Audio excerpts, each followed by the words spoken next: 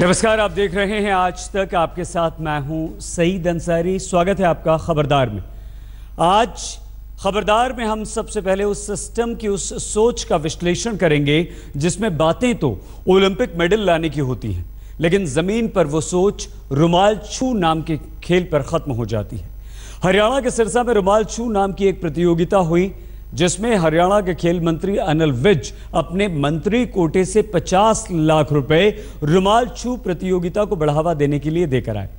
ये वो मंत्री हैं जो अभी रियो ओलंपिक से लौट कर आए, लेकिन रियो से लौटकर वो रुमाल छू पर अटक गए। खेल मंत्री अनिल विज अभी रियो ओलंपिक से लौट कर आए हैं। वहां क्या देखा और क्या सीखा ये मत पूछिए, बस इतना जान लीजिए। ये बहुत अच्छा एक प्रयास है कि जो परंपरागत गेमें हैं उनको बढ़ावा देना और युवा शक्ति को सकारात्मक कार्यों में लगाने के लिए इस प्रकार की गेमों की ओर आकर्षित करना जरूरी है। ये 50 लाख रुपए तो मैंने अपने डिस्क्रिशनरी फंड से दिए हैं, इसका तो मैं मालिक था। और यहाँ पर खेलों को बढ़ावा देने के लिए, क्योंकि खेलों को काफ़ी बढ़ावा दिया जा रहा है और मैंने खेलों को बढ़ावा देने के लिए ही दी है। मंत्री जी हरियाणा के सिरसा में डेरा सच्चा सौदा के प्रमुख बाबा गुरमीत राम रहीम सिंह की तिरंगा रुमाल छू लीग में पहुंचे और 50 लाख रुपए दे आए। पूछा नहीं और उन्होंने यहाँ के लिए जो खिलाड़ियों को तोहफा दिया है, और हम भी ये जरूर इनसे कहेंगे कि इनका जो एक पैसा आएगा वो एक प्लेयर के ओलंपिक गेम बनाने के लिए पूरा जोर लगा है। जैसे अनिल जी आते रहते हैं, उनको पता ही है यहाँ खेल गाँव बनाया जा रहा है, उन्होंने जो अनाउंसमेंट की है तो वो खेल गाँव बनेगा। जिस देश के सिस्टम की सोच रुमाल छू पर अटकी हो, वो ओलंपिक के मेडल की बात। एक तरफ देश के प्रधानमंत्री ओलंपिक के लिए टास्क फोर्स की बात कर रहे हैं, सोच बदलने की बात कर रहे हैं, और दूसरी तरफ हरियाणा के खेल मंत्री की सोच रुमाल छू पर अटकी है। आज मन की बात में प्रधानमंत्री मोदी ने ओलंपिक में मेडल वाली बात भी की है। हमें जो उनका दिल तो रुमाल छू के लिए अटका है। अब ऐसी सोच होगी तो ओलंपिक में मेडल लाने वाली बातें तो सिस्टम के वैचारिक खोखलेपन को ही बताती है।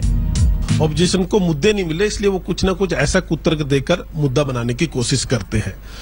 अनिल विज जी ने वहाँ जो डेरा सच्चा सौदा है, वहाँ बाबा राम रहीम ने एक प्रतियोगिता करा रखी, वहां पर गए। वहाँ जो स्पोर्ट्स को बढ़ावा देने के लिए जहाँ स्पोर्ट्स एकेडमी बननी है, स्टेडियम बनना है, उसके लिए वो पैसा दिया गया। तो ये मंत्री का विवेकाधिकार कोटा होता है, उसके तहत सभी मंत्री देते हैं, उन्होंने भी दिया है। रुमाल छू को बढ़ावा देकर हरियाणा के खेल। वैसे तो भारतीयों का रुमाल छू खेल से पुराना नाता रहा है। बसों ट्रेनों में रुमाल रखकर सीट पर कब्जा करने की इकलौती तिकड़म हमारे ही देश में। गुरमीत राम रहीम सिंह ने रुमाल छू को एक खेल बना दिया, जिस खेल का वो जनक खुद को कहते हैं। रुमाल छू से हरियाणा के खेल मंत्री इतना प्रभावित हुए कि जनता के 50 लाख रुपए सिरसा में जाकर सौंप आए। रियो ओलंपिक से लौटने के बाद अब खेल मंत्री रुमाल छू जैसे देसी खेलों को बढ़ावा दे रहे हैं। दुर्भाग्य ये है, और दुर्भाग्य की बात यह है कि रुमाल छू, गिल्ली डंडा, आइस पाइस जैसे खेल ओलंपिक में नहीं है। नहीं तो ऐसे लोग भारत को इतने ओलंपिक मेडल लाकर दे देते कि देशवासी मेडल गिन ही नहीं पाते। रमेश जी जो इस खेल के जनक हैं, इस खेल के का आविष्कार किया है कि हाथों यहां पर सम्मानित होते हुए पवन, हरियाणा के खिलाड़ी, एक इलेक्ट्रिक बाइक पॉल्यूशन फ्री, ये बाइक यहां पर सम्मानित करते हुए हरियाणा के खिलाड़ी को डॉक्टर एमएस जी जो इस खेल के जनक हैं, इस खेल को नई बुलंदियों पर लेके गए हैं। ये है डेरा सच्चा सौदा के प्रमुख यानी मैसेंजर ऑफ गॉड हरियाणा के खेल मंत्री अनिल विज जनता के 50 लाख रुपए दे आए हैं। मुझे लगता है प्योर पावर जीते, नशा ना जीते, इंसानियत जीते, पावर जीते। क्योंकि नशा जीतता है तो हमारा देश कोई मेडल नहीं ला पा रहा ओलंपिक में। अगर पावर जीतेगी तो ओलंपिक में मेडल भी जरूर आएंगे। जी हाँ, तो ये पावर को जिता रहे हैं। और कल प्रेस कॉन्फ्रेंस में भी कहा है कि ओलंपिक में भारत का जो प्रदर्शन है उसमें सुधार लाने की कोशिश करेंगे डॉक्टर एमएस जी। हुंकार भरी हरियाणा के खेल मंत्री अनिल विज जिनका दिल रियो से लौटकर रुमाल छू पर लग गया है। शायद गुरमीत राम रहीम सिंह के सुपर ह्यूमन वाले अंदाज को देखकर ही अनिल विज को लगा होगा कि डॉक्टर एमएसजी ओलंपिक में मेडल लाने की इकलौती आस भारत के लिए। वो गुलिस्टिक खेल के जनक तो हैं ही, अब रुमाल छू का इजाद करके वो तिरंगा रुमाल छू लीग भी करवा रहे हैं, जिसमें चीयर लीडर्स के रंग भी हैं, चीयर करने वाले भक्त भी हैं और डॉक्टर एमएसजी का गाना भी। सिस्टम का हाल यह है कि जहां प्रधानमंत्री एक तरफ ओलंपिक में देश का मान बढ़ाने वाले खिलाड़ियों का हौसला बढ़ा रहे थे, वहीं महिला हॉकी टीम की 4 खिलाड़ी एक ट्रेन में फर्श पर बैठकर सफर कर रही थीं, क्योंकि उनको ट्रेन के टीटी ने सीट नहीं दी। ये वो खिलाड़ी हैं जिन्होंने अपनी लगन और मेहनत से ओलंपिक में पहली बार भारतीय महिला हॉकी टीम को क्वालिफाई करवाया। यह हाल तब है जब आज प्रधानमंत्री नरेंद्र मोदी ने मन की बात में हॉकी के जादूगर मेजर ध्यानचंद का जिक्र किया, जिनके जन्मदिन 29 अगस्त को भारत अपना राष्ट्रीय खेल दिवस के तौर पर मनाता है।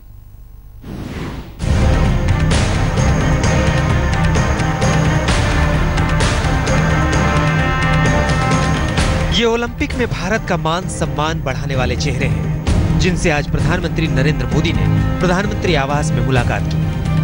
ओलंपिक में भारत की पहली सिल्वर मेडलिस्ट पीवी सिंधु, रियो में भारत का पहला मेडल लाने वाली साक्षी मलिक, बैडमिंटन में लगातार 2 ओलंपिक में भारत को मेडल दिलाने वाले कोच पुलेला गोपीचंद, 52 वर्ष के ओलंपिक में भारत की पहली महिला जिम्नास्ट दीपा कर्माकर, जो चौथे नंबर पर रहकर मेडल से बस थोड़ी दूर रह गई थी, और शूटर जीतू राय, जिन्हें सिंधु, साक्षी और दीपा के साथ इस वर्ष का खेल रत्न अवार्ड दिया जा रहा है।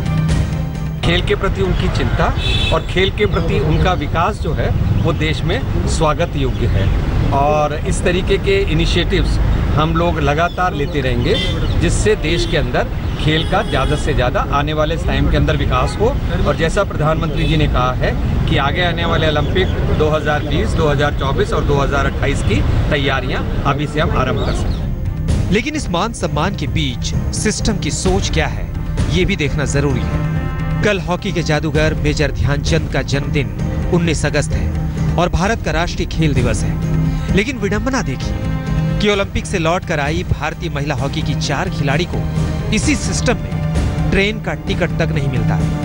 उन्हें ट्रेन के कोच में फर्श पर बैठकर सफर करना पड़ता है। से टीटू कहलु से सीट पे से मना कर ले, तपरे तले बसे कि हमें तपरे पर लास्ट सीट दिले हमको। भारतीय हॉकी टीम की 4 खिलाड़ी दीप ग्रेस एक्का, नमिता टोप्पो, सुनीता लकड़ा और लिलिमा मिंज ओलंपिक से लौटने के बाद रांची से राउरकेला जा रही थी। बोकारो एक्सप्रेस ट्रेन में उनका टिकट कंफर्म नहीं था। टीटी से उन्होंने बताया कि वो भारतीय ओलंपिक टीम की सदस्य हैं। रेलवे की तो प्राथमिकता में है कि वो खिलाड़ियों के साथ अच्छा व्यवहार करेगा, लेकिन ऐसा किया नहीं गया। रेलवे अवगत करा एक्चुअली से भारत में खेल जाते रेलवे डिपार्टमेंट तांकर निहाती कर्तव्य दायित्व और कर्तव्य होची से केमती खेलाड़ी को सम्मान दिया जावा कथा, निश्चय से सीट देके सम्मान दवा कथा सेटा तरफ भूल है। निश्चय एडमिनिस्ट्रेशन तरफ रेलवे तरफ हम निश्चय क्षोभ प्रकाश करूँ और निश्चय रेलवे को आम कथा लिखू। ये वो महिला हॉकी टीम है जिसने पहली बार ओलंपिक के लिए क्वालिफाई किया था। मेडल नहीं जीत सकी तो क्या हुआ, खिलाड़ियों ने पूरी मेहनत की, लेकिन सिस्टम उनके साथ जो सलूक करता है उसके बारे में क्या कहा जाए। विडंबना यह है कि जहां महिला हॉकी टीम के सदस्यों के साथ सिस्टम ये दुर्व्यवहार कर रहा था, उसी दिन देश के प्रधानमंत्री हॉकी के जादूगर ध्यानचंद को खेल। आज प्रधानमंत्री ने अगले ओलंपिक के लिए भारत की तैयारियों की बात की, राज्य सरकारों और नागरिकों सबसे आगे आने की बात की, समाज की सोच को बदलने की बात की। लेकिन ये सब तभी बदलेगा जब सिस्टम की सोच बदलेगी। मेडल ना लाने वालों को भूल जाने वाला सिस्टम, रुमाल छू और गिल्ली डंडे की सोच रखने वाला सिस्टम कैसे अपनी सोच बदलेगा, ये बड़ा सवाल है। सिरसा से मंजीत सहगल और विजय कुमार के साथ आज तक। स्वागत है एक बार फिर से खबरदार में आपका। खबरदार में अब बात कश्मीर मुद्दे की, जिस पर प्रधानमंत्री नरेंद्र मोदी ने आज एकता और ममता वाला मंत्र दिया है। कर्फ्यू के 91वें दिन प्रधानमंत्री नरेंद्र मोदी ने मन की बात में कश्मीर का जिक्र किया और कहा कि जिन लोगों ने कश्मीर के बच्चों और नौजवानों को गुमराह किया है, उन्हें एक दिन जवाब देना पड़ेगा। इसी बीच सूत्रों के अनुसार 3 सितंबर को दिल्ली से सर्वदलीय टीम कश्मीर जा सकती है, जो कश्मीर में तमाम लोगों से बातचीत करेगी। जिन्होंने कश्मीर में आग लगाने की साजिश की, जिन्होंने कश्मीर को गुमराह करके हाथ में पत्थर पकड़ाए, उन्हें जवाब देना पड़ेगा। 51वें दिन कर्फ्यू में घिरे कश्मीर के लिए पीएम ने ममता और एकता का मंत्र दिया है, लेकिन ममता और एकता से इस फॉर्मूले से क्या कश्मीर का हल निकलेगा, ये बड़ा सवाल है।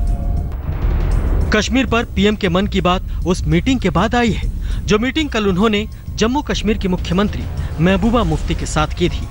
महबूबा मुफ्ती ने शनिवार को दिल्ली में पीएम से 45 मिनट तक मुलाकात की, जिसके बाद उन्होंने कश्मीर की जनता से कश्मीर के गुमराह हुए लोगों से एक भावुक अपील की थी। मुझे मेरी मदद कीजिए, मैं आपसे भी कहूंगी, मुझे मौका दीजिए और मैं कश्मीर में उन बच्चों से भी कहती हूँ जो मेरे जुलूसों में आगे पीछे होते थे, जिनकी माएँ मेरे पास आती थी कि हमारा बच्चा टास्क फोर्स ने उठाया, हमारे बच्चे घर से नहीं जा सकते हैं, हमें बचाइए, और हमने बचाया। मैं उन जवानों से भी गुजारिश करती हूँ, मुझे मौका दो। कश्मीर की हिंसा में घायल होने वाले कश्मीर के बच्चे और नौजवान भी हैं और सुरक्षा बलों के जवान भी हैं। मुख्यमंत्री महबूबा मुफ्ती पैलेट गन से घायल होने वाले उन बच्चों से आज दिल्ली में मिले, जिनका हिंसा में बुरी तरह से घायल होने के बाद दिल्ली में इलाज करवाया जा रहा है। उनका दुख महबूबा मुफ्ती ने सबके सामने रखा। कश्मीर के मुद्दे पर महबूबा मुफ्ती की सरकार और केंद्र सरकार दोनों की बड़ी चुनौतियां हैं। ये कश्मीर के लिए अच्छे संकेत हैं कि हिंसा को रोकने और कश्मीर को फिर से पटरी पर आने के लिए केंद्र और राज्य सरकार जमीन स्तर पर एक्टिव हुई है। उम्मीद यही है कि अगले कुछ दिनों में कश्मीर के हालात कुछ बेहतर हो। श्रीनगर से अशरफ वानी के साथ आज तक ब्यूरो। कश्मीर के मुद्दे पर दो तरफ से चुनौती है। एक तरफ अंदरूनी बातचीत से कश्मीर को पटरी पर लाना होगा, कश्मीर को जलाने की साजिश करने वालों को सबक सिखाना होगा, तो दूसरी तरफ पाकिस्तान को भी करारा जवाब देना होगा, जो कश्मीर की आग में पिछले 1.5 महीने से पेट्रोल डालने में लगा हुआ है। पाकिस्तानी सरकार ने 22 सांसदों को दुनिया भर में कश्मीर टूरिज्म के लिए नियुक्त किया है, लेकिन भारत ने कहा है कि कश्मीर के नाम पर पाकिस्तान के सांसदों का सार सपाटा पाकिस्तान के किसी काम का नहीं है। 22 लोग 22,000 बार झूठ भी बोलेंगे तो वो झूठ सच बिल्कुल नहीं हो जाएगा। खबरदार में अब हम बिहार में बाढ़ के बंधकों की आपको लाइव तस्वीरें दिखाएंगे। ये ताज़ा तस्वीरें बिहार के खगड़िया और कटिहार जिलों से आई हैं। इन तस्वीरों में आपको ये एहसास होगा कि कैसे बाढ़ में लाखों लोग जलकैदी बन गए हैं। इन तस्वीरों को देखकर आपको भी काले पानी की याद आ जाएगी।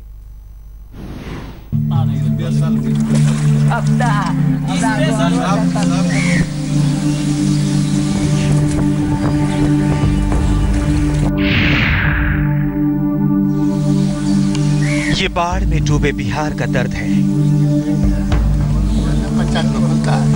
घर आंगन, गलियां चौराहे, खेत खलिहान, पानी से कोई भी हिस्सा छूता नहीं। ये खगड़िया के मानसी ब्लॉक का नजारा है, जहां अभी भी बाढ़ ने पानी ने घुसपैठ की है। इन आंगनों में खामोशी पसरी है। घर के मालिक को बाढ़ के पानी ने बेदखल कर दिया है। यहाँ सिर्फ आपको पानी की हिलोरें सुनाई पड़ेंगी। घरों में ताले लटक रहे हैं, क्योंकि कमर भर पानी में रहना मुमकिन नहीं। को रहने के लिए घर नहीं है, लोग बेघर हो गए। लोग यत्र तत्र अपने संबंधी रिश्तेदार के यहाँ, कोई अन्य जगह पर पन्नी टांग कर किसी तरह जीवन गुजर बसर कर रहे हैं। और लोगों के साथ साथ मवेशियों का बुरा हाल है। भूसा सब पानी में बह गया।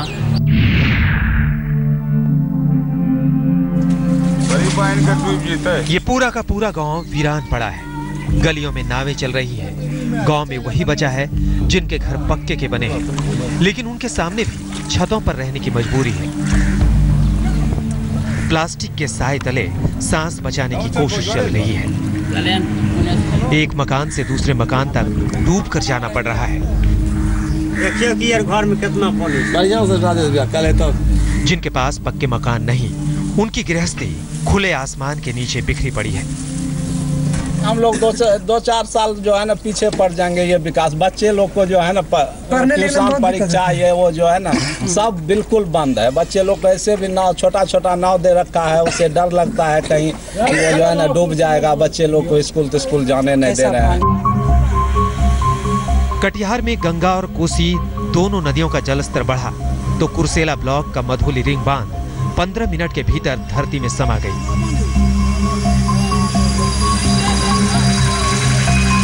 ये खबर लोगों तक पहुंची तो सब घर बार छोड़कर सुरक्षित जगह की तलाश में भागे। कोई पैदल भागा, कोई साइकिल पर भागा, तो कोई ऑटो से भागा।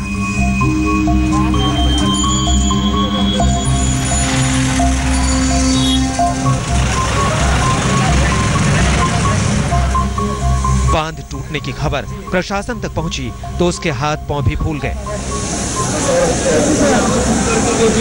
ग्रामीणवासियों को सूचित किया जाता है कि इलाके में मुनादी करवाई गई, लेकिन यहाँ के निकम्मे प्रशासनिक सिस्टम की पोल साउंड सिस्टम ने भी खोल कर रख दी। लोगों को चेतावनी देने वाला लाउड स्पीकर खुद ही लड़खड़ा गया। वो अपना ऊंचा स्थान यानी पकड़ ले, जैसे स्कूल हुआ या रोड 31 पे जाके रह सकते हैं। बांध टूटने की खबर पर डीएम और एसपी साहब भी मौके पर पहुंचे, लेकिन बांध की हालत देखकर इन दोनों अफसरों का कलेजा भी बैठ गया। अपने आप 10 फीट में नीचे धंस गया। ये भी एक कारण है कि जलस्तर का काफी प्रेशर था। लोगों ने इधर काफी प्रयास किया है, कई जगह आपने देखा पाइपिंग हुआ है, उसको ठीक किया गया, लेकिन यहाँ एकाएक जो है लगभग 10 से 15 फीट में बांध अपने धंस गया। तेज बहाव के चलते बांध के आसपास की मिट्टी तेजी से कटती जा रही थी। लाल बत्तियों वाले गाड़ियों में चलने वाले डीएम और एसपी साहब ने लोगों को मौके पर छोड़कर चले जाने की हिदायत दी और फिर अपनी सुरक्षा का ख्याल रखते हुए खुद भी बाइक पर बैठकर चलते लगे।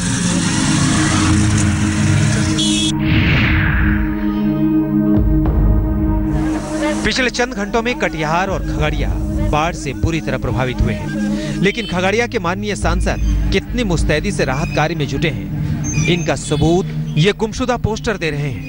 लोक जनशक्ति पार्टी के सांसद महबूब अली कैसर को बकायदा लापता घोषित कर दिया गया है और तलाशने पर 2 किलो चूड़ा और 500 ग्राम गुड़ के इनाम का भी ऐलान है। पोस्टर चिपका है, एमपी साहब देखने नहीं आए, बाढ़ पीड़ित में सब डूब रहे हैं। हाँ। अभी तक कोई सुनवा नहीं ले रहा है, सब लोग डूब रहे हैं, धंस रहे हैं। अच्छा। घर जो कि सब डूब गया है, बाल बच्चा सब जीते हैं। बाढ़ ने कैदियों को भी नहीं बख्शा है। नौगछिया जेल ने जलाशय की शक्ल ले ली तो 217 कैदियों को रात के अंधेरे में आनन फानन में भागलपुर जेल में शिफ्ट करना पड़ा। बाढ़ की विभीषिका को देखते हुए हम लोगों ने इस जेल परिसर में भी पानी घुस गया है, उसके मद्देनजर रखते हुए केंद्रीय कारा भागलपुर में सारे कैदियों का स्थानांतरण का निर्णय लिया गया। बाढ़ पर तरह तरह के बेतुका बयान देने वाले लालू प्रसाद यादव ने प्रभावित इलाकों का हवाई सर्वेक्षण किया। जब बिहार बाढ़ में डूब रहा था तो तेजस्वी विदेशों में सैर सपाटा कर रहे थे। आज लालू के साथ उनके मंत्री पुत्र भी नजर आए। शायद ये विपक्ष के तीखे आरोपों का असर है। जाति की भी राजनीति करें तो राघोपुर में तो अधिकांश यादव ही हैं, तो जाते क्यों नहीं हैं? और इस 7 जन्म में नहीं जाएंगे। जब पानी उनी भाग जाएगा तब आओ करने के लिए वहाँ पहुँचेंगे। क्यों नहीं जगह है अभी तक है? राबड़ी देवी जी वहीं से जीते थे, लालू यादव मुख्यमंत्री बने थे, तेजस्वी वहीं से यहीं से है, उप मुख्यमंत्री है, तभी तक गए क्यों नहीं थे? वैसे लालू अब बिहार को आश्वस्त कर रहे हैं कि बाढ़ चली जाएगी तो लोगों को बीमार नहीं होने दिया जाएगा। लालू जी शायद पूरे बिहार को पटना समझ रहे हैं और शायद ये भी नहीं समझ पा रहे हैं कि राज्य के स्वास्थ्य तंत्र की अपनी सेहत कितनी खराब है। हाजीपुर से संदीप आनंद और बाढ़ से धर्मेंद्र कुमार के साथ विपुल राहुल, कटिहार, आज तक। खबरदार में अब हम आपको बिहार में बाढ़ से निपटने वाले सिस्टम के 2 चेहरे दिखाने जा रहे हैं। बिहार के राहत शिविरों में दिन में जो मशीनरी आपको सुपर एक्टिव दिखाई देगी, वही मशीनरी रात होते ही कैसे मुर्दों में तब्दील हो जाती है, ये देखिए हमारी इस रिपोर्ट में।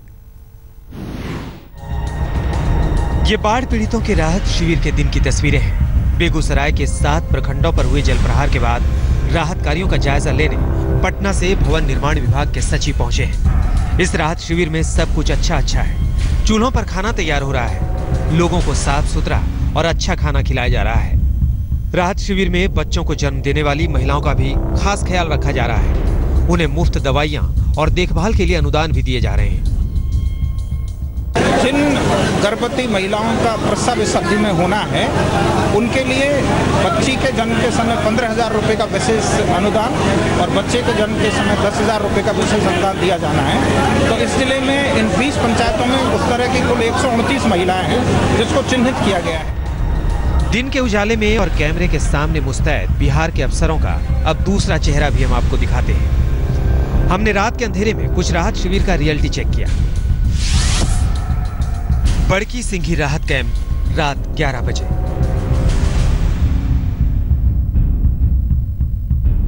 आरा सरैया सड़क पर बड़की सिंघी ब्रह्मस्थान के पास का ये राहत कैंप है। शनिचर अपनी 2 साल की बेटी को कंधे पर टांगे पानी पार कर रहे हैं।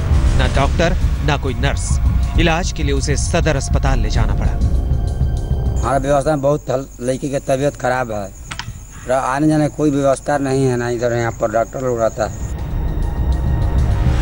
इसी कैंप में अजीत जुगाड़ की नाव से अपने घर वालों के लिए खाना लेकर जा रहे हैं। कैंप में 100 लोग हैं, साथ में जानवर भी सो रहे हैं। ना कोई सरकारी कर्मचारी ना अधिकारी।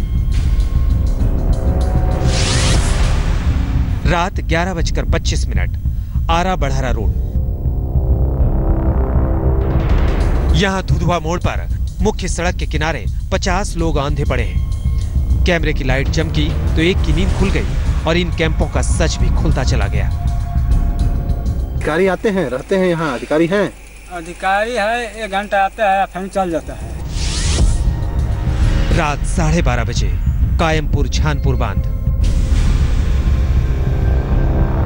नाम के लिए बनाए गए इस राहत शिविर में 300 लोग हैं। 3 सरकारी कर्मचारियों की ड्यूटी लगी है, लेकिन रात के 12 बजे यहां कोई नहीं है।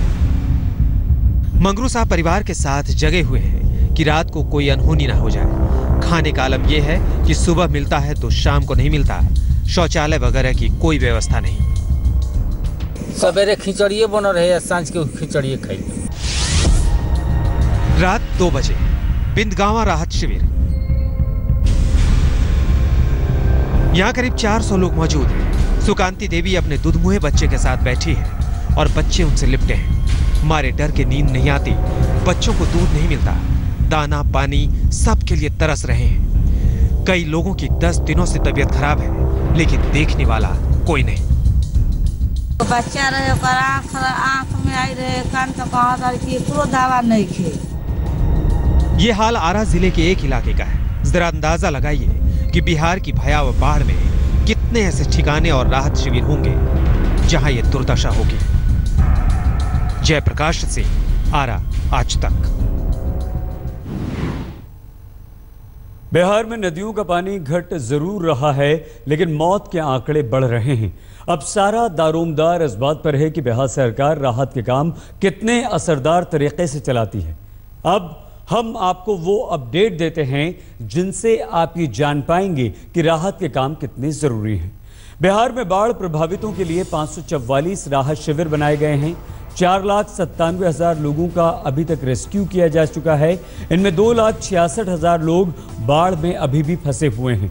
करीब 34,69,000 आबादी प्रभावित हुई है। गंगा और दूसरी नदियों में आई बाढ़ से पिछले 24 घंटों में 4 लोगों की मौत हो चुकी है। बेगूसराय और भोजपुर में 2-2 लोगों की मौत हो गई है। भारत ने अंतरिक्ष में सफलता का एक और परचम लहरा दिया है। सतीश धवन स्पेस सेंटर के वैज्ञानिकों ने वो कारनामा कर दिखाया है जिसने भारत को अमेरिका के बराबर लाकर खड़ा कर दिया है। और न सिर्फ अमेरिका के बराबर, बल्कि भारत ने चीन, जापान और रूस जैसे शक्तिशाली देशों को भी पीछे छोड़ दिया है। भारत की इस कामयाबी का नाम है स्क्रैमजेट। भारत ने आज स्क्रैमजेट इंजन का सफल परीक्षण कर दुनिया को बता दिया कि भारत विज्ञान की दुनिया में तेजी से आगे बढ़ रहा है।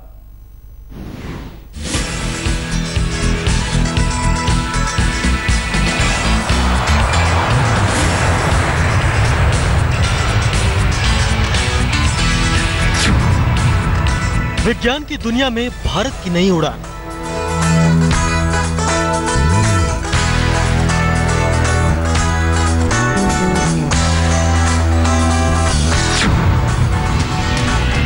भारत ने की अमेरिका की बराबरी।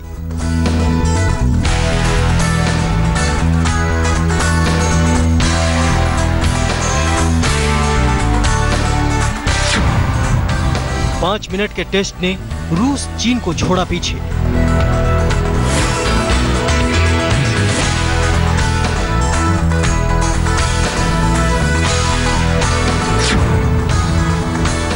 स्क्रैमजेट इंजन भारत की शान।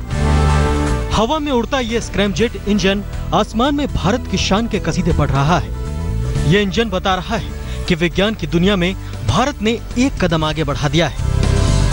सुबह 6 बजे इसरो ने आंध्र प्रदेश के श्री हरिकोटा सतीश धवन स्पेस सेंटर से स्क्रैमजेट इंजन की सफल लॉन्चिंग करके इतिहास रच दिया। सबसे पहले समझिए कि स्क्रैमजेट इंजन का टेस्ट किया कैसे गया। स्क्रैमजेट इंजन को 2 स्टेज वाले एक रॉकेट RH-560 में फिट किया गया। स्क्रैमजेट इंजन का वजन 3277 किलोग्राम था। रॉकेट को जमीन से 20 किलोमीटर ऊपर भेजा गया।